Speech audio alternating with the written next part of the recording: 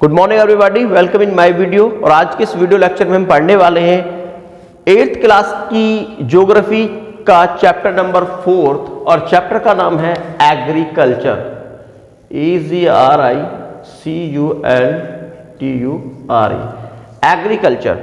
इससे पहले के वीडियो लेक्चर में मैंने आपको बताया था कि एग्री जो कल्चर होती है वो क्या होती है, किस तरह से एग्रीकल्चर हमारी जो बेसिक नेसेसिटी है उनको फुलफिल करती है और इंपॉर्टेंस क्या होती है एग्रीकल्चर की। तो आई होप आपने वो फर्स्ट वीडियो लेक्चर इस चैप्टर का देख लिया होगा और उसमें नॉलेज जो मैंने प्रोवाइड की है उसको आपने अच्छी तरह से गेट किया होगा। आज के इस वीडियो लेक्चर में हम बात करने वाले हैं एग्रीकल्चर में ग्रो, जो भी एग्रीकल्चर में जो क्रॉप्स हैं वो ग्रो की जाती हैं वो कौन कौन सी क्रॉप्स होती हैं और उनके लिए, उनको ग्रो करने के लिए कौन सी सॉइल्स की आवश्यकता होती है और उनके लिए रेनफॉल कितनी चाहिए और कौन से ऐसे कंट्री हैं वर्ल्ड के जहां पर लार्ज क्वांटिटी में ये सारी क्रॉप्स ग्रो की जाती हैं। अंडरस्टैंड? तो चलिए शुरू करते हैं। तो आज हम बात करने वाले हैं कि major crop of the world, जो एग्रीकल्चर के अंदर मेजर क्रॉप ग्रो की जाती हैं उनको हम फूड क्रॉप्स, फाइबर क्रॉप और बेवरेज क्रॉप, इन 3 कैटेगरीज में क्लासिफाई कर सकते हैं। इन 3 कैटेगरीज में हम उनको रख सकते हैं। अंडरस्टैंड? तो आज हम सबसे पहले देखने वाले हैं फूड क्रॉप्स। तो फूड क्रॉप्स ऐसी क्रॉप्स होती हैं जो एग्रीकल्चर में ग्रो की जाती हैं, जिनको सेल्फ कंजप्शन के लिए ग्रो किया जाता है। ठीक है, एक वर्ल्ड की जो लार्ज पॉपुलेशन है वो इन फूड क्रॉप्स के ऊपर डिपेंड होती है, अपनी लाइफ को सरवाइव करती है और डे टू डे लाइफ में हम इनको क्या करते हैं, ईट करते हैं। अंडरस्टैंड? तो ऐसी क्रॉप्स को हम फूड क्रॉप्स कहते हैं। तो फूड क्रॉप्स आपकी वीट, राइस और मेज, वीट, राइस और मेज, ये तीनों जो क्रॉप्स हैं वो आपकी फूड क्रॉप्स में आती हैं। तो सबसे पहले हम देखते हैं इसमें राइस, कि राइस किस तरह से ग्रो किया जाता है, कौन सी ऐसी कंडीशन है, फेवरेबल कंडीशन, जिनमें अच्छी तरह से आपका राइस ग्रो हो सकता है। चलिए, rice is the most important food crops of the world. It is the staple food of about 50% of the world population. जो आपका राइस है वो एक स्टेपल फूड है और ये मोस्ट इंपॉर्टेंट फूड क्रॉप्स है वर्ल्ड के अंदर, जो सबसे ज्यादा ग्रो की जाती है। 50% पॉपुलेशन जो कंट्री के अंदर है या वर्ल्ड के अंदर है वो आपकी राइस के ऊपर डिपेंड होती है। अंडरस्टैंड? अब इसकी जियोग्राफिकल जो रिक्वायरमेंट्स हैं वो हम देख लेते हैं क्या क्या, कि टेम्परेचर कैसा चाहिए। तो राइस को ग्रो करने के लिए किसी भी एरिया में 16 डिग्री से लेकर 20 डिग्री तक का टेम्परेचर होना आवश्यक है।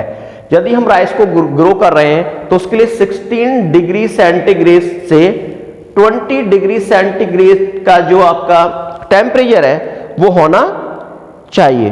अंडरस्टैंड? और इसको ग्रो करने के लिए, राइस को ग्रो करने के लिए हमें अच्छे अमाउंट में रेनफॉल की आवश्यकता होती है। तो इसको 100 सेंटीमीटर से 200 सेंटीमीटर की जो रेनफॉल है वो राइस को ग्रो करने के लिए बहुत ज्यादा सुटेबल होती है। कम से कम इतनी रेनफॉल तो राइस को ग्रो करने के लिए चाहिए ही होती है। अंडरस्टैंड? तो अब जो सॉइल की बात करते हैं कि कौन सी ऐसी सॉइल है जिसमें आपका राइस को अच्छी तरह से ग्रो किया जा सकता है।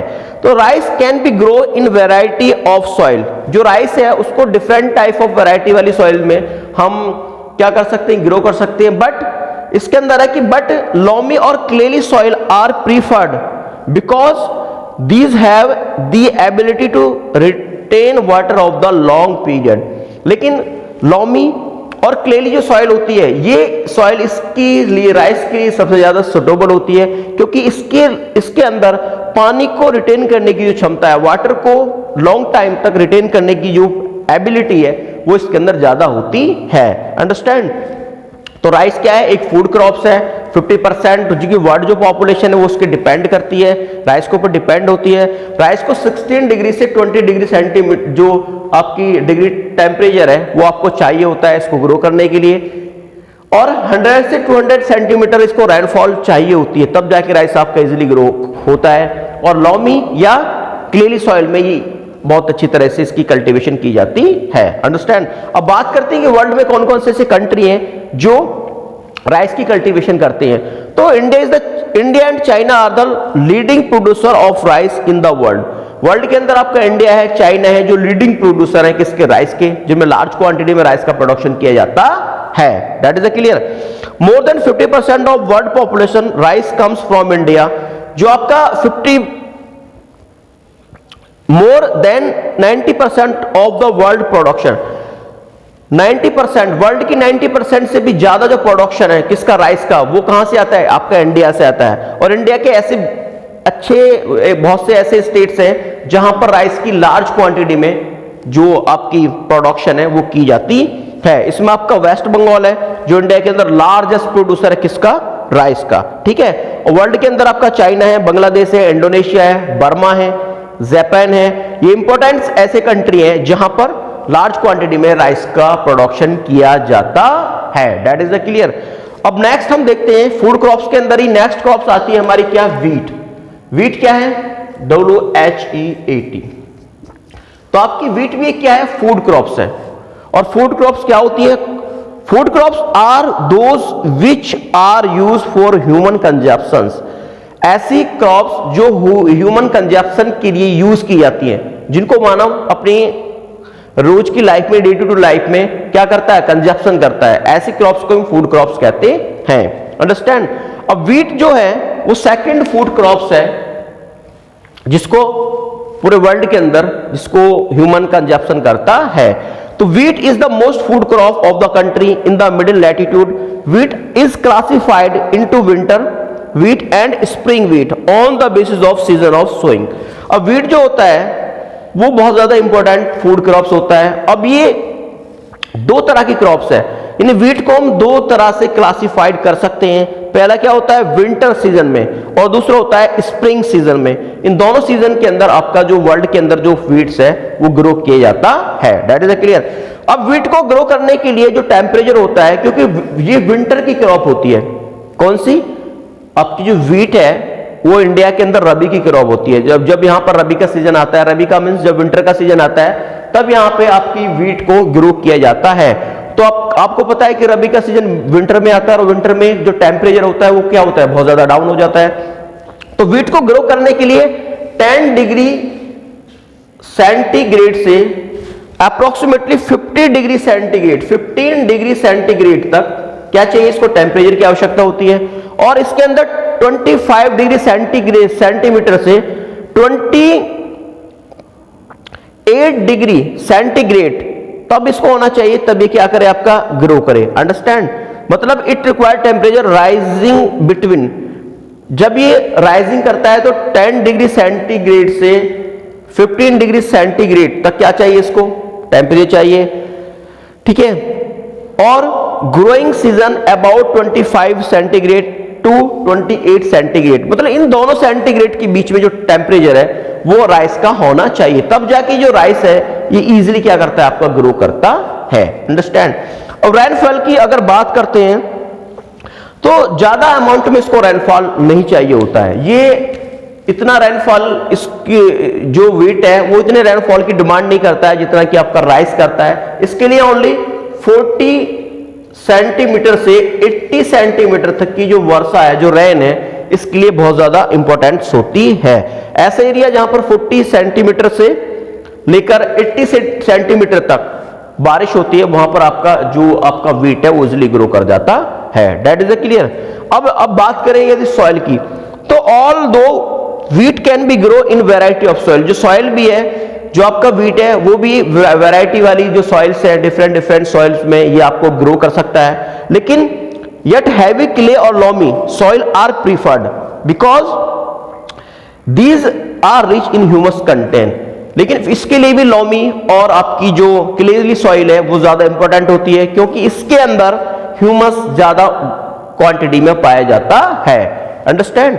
तो यहां पर आपका फिनिश हो जाता है क्या, वीट। और वीट के बाद हम बात करने वाले हैं अब किसकी, मेज की। तो मेज भी क्या है, हाँ सबसे अब, लेकिन हम वीट का थोड़ा सा डिस्ट्रीब्यूशन देख लेते हैं। इसका डिस्ट्रीब्यूशन रह गया है कि वर्ल्ड के अंदर जो वीट है उसका डिस्ट्रीब्यूशन कहां कहां पर होता है, कौन से ऐसे कंट्री है मेजर जहां पर वीट की क्रॉप ग्रो की जाती है। Understand.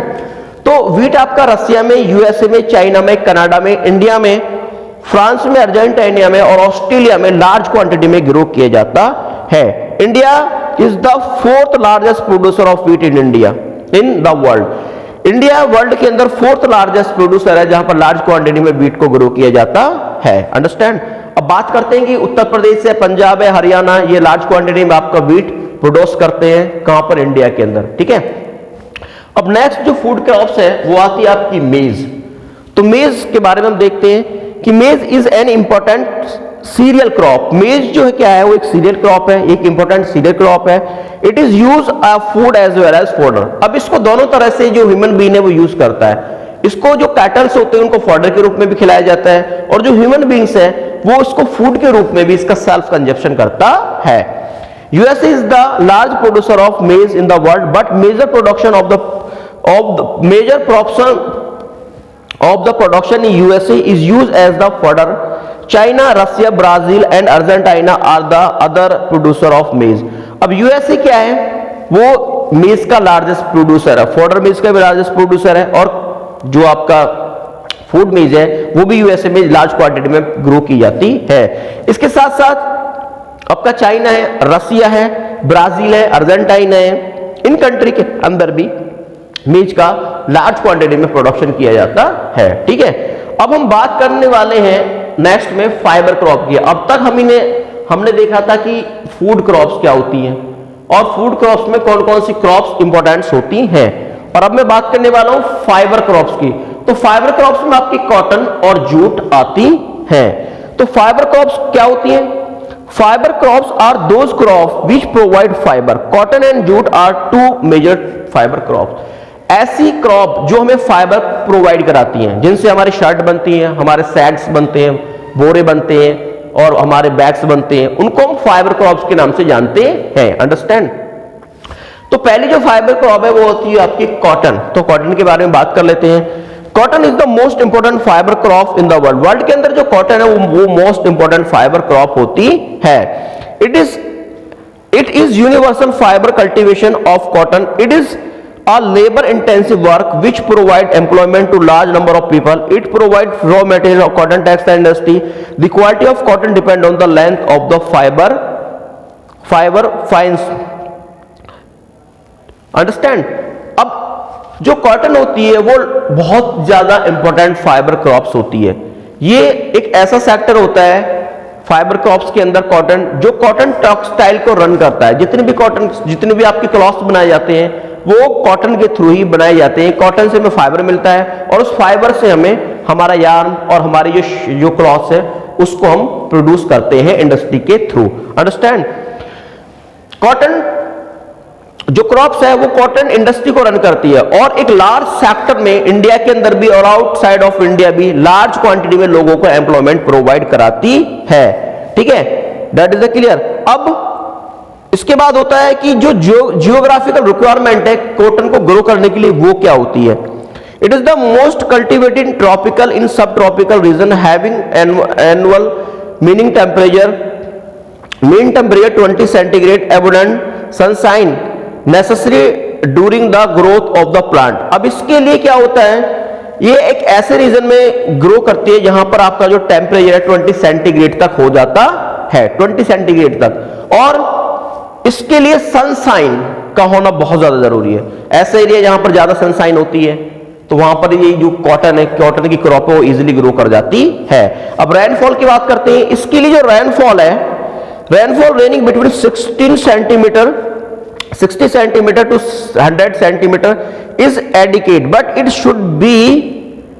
Should be well distributed through the year. अब इसके लिए जो रेन होती है वो 60 सेंटीमीटर से 100 सेंटीमीटर के बीच की जो रेन है वो उसके लिए बहुत ज्यादा सुटेबल होती है। अंडरस्टैंड? ऐसे एरिया जहां पे 60 सेंटीमीटर से 100 सेंटीमीटर तक रेन आती है वहां पर आपकी इजीली कॉटन की क्रॉप देखी जाती है। अंडरस्टैंड? वर्ल्ड में इसका डिस्ट्रीब्यूशन क्या होता है? वर्ल्ड के अंदर ऐसे कुछ कंट्री है जहां पर लार्ज क्वांटिटी में कॉटन को प्रोड्यूस किया जाता है, जैसे आपका पाकिस्तान है, यूएसए है, चाइना है और आपका इंडिया है। ये मेजर प्रोड्यूसर है कॉटन के वर्ल्ड के अंदर। ठीक है। और गुजरात, अगर हम इंडिया के अंदर बात करें तो इंडिया के अंदर आपका महाराष्ट्र है, तमिलनाडु है, गुजरात है और पंजाब है। इन एरियाज में भी आपकी कॉटन की जो क्रॉप है वो देखी जाती है और लार्ज क्वांटिटी में यहां पर ग्रो की जाती है। That is clear. अब हम नेक्स्ट जो फाइबर क्रॉप है जूट, उसके बारे में बात कर लेते हैं, ठीक है। तो jute is the tropical fibre plant and grow well in delta region of the Ganga Brahmaputra valley. जो जूट है वो एक ट्रॉपिकल फाइबर प्लांट है, ठीक है। ये गंगा ब्रह्मपुत्र जो वैली होती है उसकी घाटी में, मतलब वैली में, इसको लार्ज क्वांटिटी में ग्रो किया जाता है। जो न्यू खादर सॉइल होती है उसमें आपकी जूट जो होती है, जूट वो इजिली क्या करती है, सर्वाइव करती है, इजिली ग्रो हो जाती है। It is used to manufacturing crafts, ropes, strings, bags etcetera. Jute is the golden fibre of the India. अब जूट का जो यूज है वो आपका क्या करने में, क्राफ्ट बनाने में, रॉप्स बनाने में, स्ट्रिंग्स बनाने में, बैग्स बनाने में किया जाता है। इसको इंडिया के अंदर गोल्डन फाइबर के नाम से भी जाना जाता है। That is a clear. अब इसकी जियोग्राफिकल रिक्वायरमेंट्स हम देख लेते हैं कि jute plant need high temperature. It require temperature ranging between 27 degree centimetre to 34 degree centimetre. जो जियोग्राफिकल रिक्वायरमेंट है जूट को ग्रो करने के लिए, ये ऐसे एरिया में होती है जहां पर टेम्परेचर 27 डिग्री सेंटीग्रेड से 34 डिग्री सेंटीग्रेड तक होता है, ठीक है। अब इसके लिए रेनफॉल की जो आवश्यकता होती है वो 170 सेंटीमीटर, 170 सेंटीमीटर टू 200 सेंटीमीटर। इसके लिए रेनफॉल होती है 170 सेंटीमीटर से 200 सेंटीमीटर तक हमें इसके लिए ग्रो करने के लिए रेनफॉल की आवश्यकता होती है। अब बात करते हैं सॉइल। तो जो जूट है वो आपकी एलुवियल सॉइल के अंदर, मैंने आपको पहले बताया था, खादर के अंदर जो खादर बांगर होती है उसी के एलुवियल सॉइल के 2 पार्ट होते हैं, खादर और बांगर। यानी एलुवियल सॉइल के अंदर ही ये आपकी जूट की जो क्रॉप्स है वो लार्ज क्वांटिटी में ग्रो की जाती है। वर्ल्ड के अंदर यदि इसका डिस्ट्रीब्यूशन की बात करें तो इंडिया है आपका, बांग्लादेश है, ये लीडिंग प्रोड्यूसर है वर्ल्ड के अंदर जहां पर ज्यादा से ज्यादा जूट की पैदावार की जाती है। और इंडिया के अंदर आपका वेस्ट बंगाल है, ठीक है, असम है, बिहार है, ये कुछ ऐसे स्टेट है जहां पर जूट को लार्ज क्वांटिटी में फार्मर्स के द्वारा ग्रो किया जाता है। That is clear. अब हम बात करने वाले हैं बीवरेज क्रॉप्स की। तो बीवरेज क्रॉप्स ऐसी क्रॉप्स होती है जिनको पिया जाता है, जिनकी ड्रिंक की जाती है, जैसा आपका टी है, कॉफी है। तो ऐसी क्रॉप्स को हम क्या बोलते हैं, बेवरेज क्रॉप बोलते हैं। अब तक हमने बात की थी फूड क्रॉप्स की जो खाई जाती हैं, फाइबर क्रॉप्स की जिनको पहना जाता है या जिनकी रस्सियां, रोप्स या जिनके बैग्स बनाए जाते हैं। और अब हम बात करने वाले बीवरेज क्रॉप्स की जिनको हम किस में करते हैं, जिनको हम पीते हैं, ठीक है, जिनका हम ड्रिंक करते हैं। तो ऐसी क्रॉप्स को हम क्या बोलते हैं, बीवरेज क्रॉप्स बोलते हैं। तो बीवरेज क्रॉप्स में देख लेते हैं कौन कौन सी क्रॉप्स आती हैं और इनका किस तरह से डिस्ट्रीब्यूशन होता है, कहां पर, वर्ल्ड के अंदर। तो tea and coffee are the 2 most important beverage crop of the world. World के अंदर जो टी है, कॉफी है, ये 2 मोस्ट इंपोर्टेंट क्रॉप्स हैं जिनको हम बेवरेज क्रॉप के नाम से जानते हैं। Beverage crop tea and coffee are, हाँ अब बात करते हैं टी की। Tea is one of the important beverage crop of the world. It is consume by the people in many countries. It is processed from the leaves of the shrub which grow well in hills, slopes, in tropical monsoon region. The plantation is a labor-intensive work which provide employment in many workers. अब आपकी T जो होती है वो एक beverage crop के नाम से हम इसको जानते हैं। बहुत सारे लोग इसको इसका कंज्यूम करते हैं, इसका कंजप्शन करते हैं। और मैनी कंट्री ऐसी हैं जहां पर लार्ज क्वांटिटी में टी की जो कंजप्शन है वो लोगों के द्वारा किया जाता है। मोस्टली जो यूरोपियन कंट्री है जहां पर ज्यादा कोल्ड होती है वहां पर आपकी टी की डिमांड ज्यादा होती है, ठीक है। तो टी का जो कल्टीवेशन है, टी की जो लीव्स होती है उनको तोड़कर प्रोसेस किया जाता है और उनके द्वारा क्या क्या बनाई जाती है, आपकी टी बनाई जाती है। अंडरस्टैंड। ये एक प्लांटेशन क्रॉप के अंदर भी आती है, इसको प्लांटेशन क्रॉप भी कहते हैं। तो tea plantation is labour intensive. जो टी जो प्लांटेशन है, टी के जो बहुत बड़े बड़े बगीचे होते हैं उनमें ज्यादा लेबर की क्वांटिटी की आवश्यकता होती है, ज्यादा लेबर हमें चाहिए होती है। और ये वर्ल्ड के अंदर और इंडिया के अंदर भी जो टी प्लांटेशन है वो ज्यादा से ज्यादा लेबर को एम्प्लॉयमेंट कराने वाली क्रॉप्स होती है। अंडरस्टैंड। अब इसका टेम्परेचर क्या होती है, कौन कौन कैसा टेम्परेचर इसको चाहिए इसको ग्रो करने के लिए। तो T is the tropical and सब ट्रॉपिकल क्या प्लांट। टी ट्रॉपिकल भी होती है और सब ट्रॉपिकल रीजन में भी, यानी ठंड के मौसम में भी और जहां पर ज्यादा गर्मी पड़ती है ऐसे एरिया में भी आपकी टी इजिली ग्रो कर जाती है। It's require annual range of temperature between 10 degree centimetre to 35 degree centimetre, 10 degree centigrade to 35 degree centigrade. जो आपका टी है उसको 10 डिग्री से 35 डिग्री सेंटीग्रेड तक क्या चाहिए, टेम्परेचर चाहिए होता है, क्या करने के लिए, ग्रो करने के लिए, ठीक है। उसके बाद रेनफॉल की बात करें तो उसको 150 सेंटीमीटर टू 200 सेंटीमीटर की रेनफॉल चाहिए होती है। ऐसा एरिया जहां पर 100 सेंटीमीटर से लेकर 200 सेंटीमीटर तक रेनफॉल होती है, वहां पर आपका इजिली क्या होता है, आपकी टी की जो खेती है, कल्टीवेशन है, वो की जाती है। अब सॉइल की बात करें तो soil require is lightly loamy soil. जो लाइटली लॉमी सॉइल होती है इसको ग्रो करने के लिए बहुत ज्यादा इंपॉर्टेंट होती है, अंडरस्टैंड। इसके बाद बात करते हैं कि वर्ल्ड के अंदर जो टी है उसका डिस्ट्रीब्यूशन कहां कहां पे होता है, कौन कौन से ऐसे कंट्री है वर्ल्ड के अंदर जहां पर लार्ज क्वांटिटी में टी की कल्टीवेशन की जाती है। तो श्रीलंका है आपका, चाइना है, इंडिया है, जापान है, इंडोनेशिया है, बांग्लादेश है, ये मेजर प्रोड्यूसर है टी के, जहां पर टी की जो एग्रीकल्चर है, कल्टीवेशन वो की जाती है। उसके बाद बात करते हैं इंडिया की, तो इंडिया के अंदर आपका आसाम है, वेस्ट बंगाल है, और जो लीडिंग प्रोड्यूसर है किसका, टी का, दैट इज क्लियर। अब बात करते हैं coffee. Coffee is the important beverage crop in the world, is grow in the tropical highland which have two summer and cool winter. अब जो कॉफी है वो भी आपकी एक नेक्स्ट बेवरेज क्रॉप है और इसको भी लार्ज क्वांटिटी में कंट्री के अंदर और आउट ऑफ कंट्री कंजप्शन किया जाता है। टी का ग्रो करने के लिए जो टेम्परेचर है वो 15 डिग्री से 28 डिग्री सेंटीमीटर की आवश्यकता होती है। इसके लिए जो रेनफॉल है वो 150 सेंटीमीटर से 250 सेंटीमीटर की रेनफॉल की इसकी आवश्यकता होती है। और इसके लिए अगर सॉइल की बात करें तो coffee plant grow well in deep porous and water retain soil. ऐसी सॉइल इसको चाहिए जो डीप होती है और जिसके अंदर वाटर को रिटेन करने की, जो रिटेंटिव करने की क्या होती है, ज्यादा आवश्यकता होती है या ज्यादा उसमें क्या होती है, एबिलिटी होती है। तो water retentive soil with high humus, और जिसके अंदर हाई ह्यूमस हो ऐसी इसको क्या चाहिए, सॉइल चाहिए होती है। अब वर्ल्ड के अंदर ब्राजील है आपका, कोलंबिया है, इंडोनेशिया है, मैक्सिको है, ऐसी मेजर कंट्री है जहां पर आपकी लार्ज क्वांटिटी में टी की कल्टीवेशन की जाती है। और इंडिया के अंदर आपका कर्नाटक है, केरल है, तमिलनाडु है, जहां पर टी का क्या किया जाता है, टी का प्रोडक्शन किया जाता है। तो डेफिनेटली आज की इस वीडियो लेक्चर में मैंने आपको क्रॉप्स के बारे में बताया कि कौन कौन सी मेजर क्रॉप्स होती हैं, फूड क्रॉप्स होती है, फाइबर क्रॉप्स होती है, बेवरेज क्रॉप्स होती है, और इन क्रॉप्स के अंदर किस किस कौन कौन सी क्रॉप्स को हम क्लासिफाई कर सकते हैं कि व्हीट, राइस और मेज को इसके अंदर रख सकते हैं, किसके अंदर, फूड क्रॉप्स के अंदर।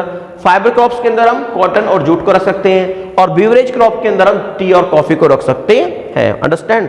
तो आज के वीडियो लेक्चर में जो मैंने नॉलेज प्रोवाइड की है आप उसको गेट करें, इस वीडियो को अगेन एंड अगेन वॉच करें, और मैं मिलूंगा आपको नेक्स्ट वीडियो में। तब तक के लिए गुड बाय।